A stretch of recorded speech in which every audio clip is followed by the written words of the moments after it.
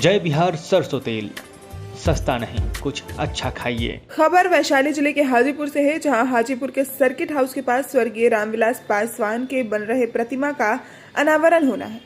अनावरण से पहले कल चिराग पासवान हाजीपुर पहुंचे, वहीं पूरी तैयारियों का जायजा लिया। केंद्रीय मंत्री आरसीपी सिंह ने भाजपा में शामिल होने से चिराग पासवान ने कहा कि वो पहले जहां थे सिर्फ एक नेता नहीं थे, पार्टी के रीढ़ थे। नीतीश कुमार जी को मुख्यमंत्री बनाने में उनका बहुत योगदान है। वहीं चिराग पासवान ने कहा कि बहुत जल्द राजनीति का उलटफेर होगा। जिस तरह सरकार के लोग आपस में ही मतभेद कर रहे हैं, उसको देख के लगता है कि जल्द ही दोबारा चुनाव होगा। ये कल हमारी पार्टी के लिए, मेरे लिए, परिवार के लिए महत्वपूर्ण दिन है। हमारे नेता आदरणीय रामविलास पासवान जी की जयंती है। कल्पना तो नहीं की थी कि ऐसा दिन भी आएगा जब उनके बिना भी उनका जन्मदिन मनाना पड़ेगा, पर प्यार उनके प्रति कार्यकर्ताओं का, उनके शुभचिंतकों का इतना है कि यकीनन कल का कार्यक्रम एक ऐतिहासिक भव्य कार्यक्रम होने जा रहा है। मुझे गर्व है इस बात का, खुशी है इस बात की कि हाजीपुर को मेरे नेता ने हमेशा अपनी माँ माना था, और आज उसी माँ की गोद में, उसी माँ के आंचल में हमारे नेता की पहली बिहार की आदमकद प्रतिमा हाजीपुर में लगने जा रही है।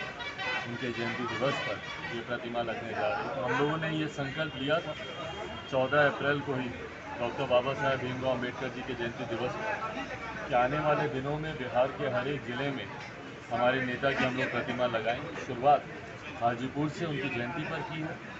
उनकी पुण्यतिथि पर हमारे पैतृक गांव, मेरे नेता की जन्मस्थली शहर बन्नी में भी उनकी ऐसी ही आदमकद प्रतिमा लगाई जाएगी, और इस दौरान तमाम और ज़िलों में उनकी आदमकद प्रतिमा लगाई जाएगी। आरसीपी जी मिल गए हैं, भाजपा में इसका क्या कहना है? जी, जानकारी मिल रही है संभवतः कि वो भाजपा में जा रहे हैं, जाने वाले हैं। बहरहाल ये व्यक्तिगत फैसला है, कौन किस दल के साथ जाना चाहता है, किस दल में अपना समर्थन, अपना विश्वास रखता है, ये व्यक्ति का अपना निजी फैसला होता है। पर हाँ, इस फैसले के साथ वो संकेत और ज़्यादा प्रबल हो रहे हैं, जो इस बात को दर्शाते हैं कि आने वाले समय में बिहार में एक बड़ा राजनीतिक बदलाव होगा। भाई, आरसीपी जी का ये अपना व्यक्तिगत फैसला हो सकता है, पर कहीं ना कहीं जिस दल के साथ वो रहें, उस दल में रीढ़ की तरह वो रहें।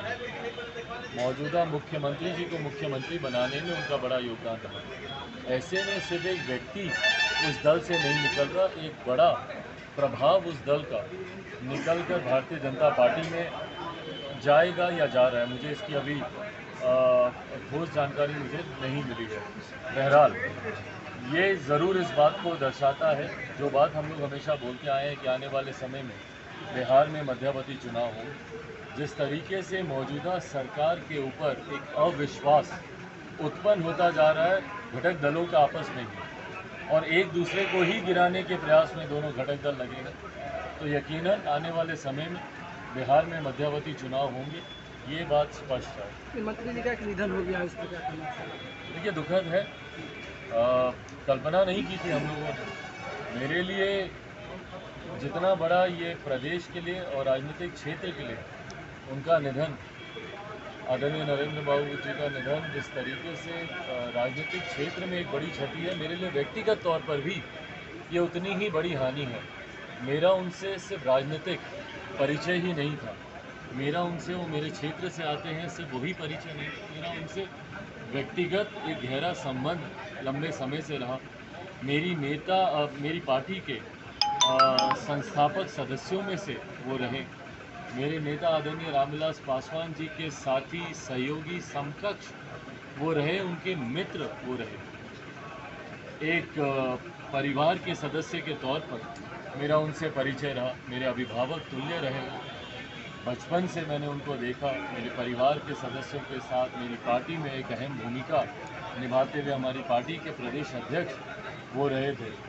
ऐसे में उनका निधन मेरे लिए व्यक्तिगत तौर पर भी एक बहुत बड़ी क्षति है, और जो राजनीतिक क्षेत्र में बिहार को उनके जाने से जो क्षति हुई है, मुझे नहीं लगता कभी उसकी भरपाई हो सकती है। मैं अपनी तरफ से, अपनी पार्टी की तरफ से, जहाँ एक तरफ उनको भावभीनी श्रद्धांजलि अर्पित करता हूँ, वहीं उनके परिवार के सदस्यों को, उनके सुपुत्र मेरे भाई समान हैं, सुमित जी, अजय जी, मैं समझ सकता हूँ कि उनके ऊपर क्या बीत रही होगी। कुछ समय पूर्व मैंने भी अपने पिता को खोया, तो उनकी पीड़ा को मैं समझ सकता हूँ।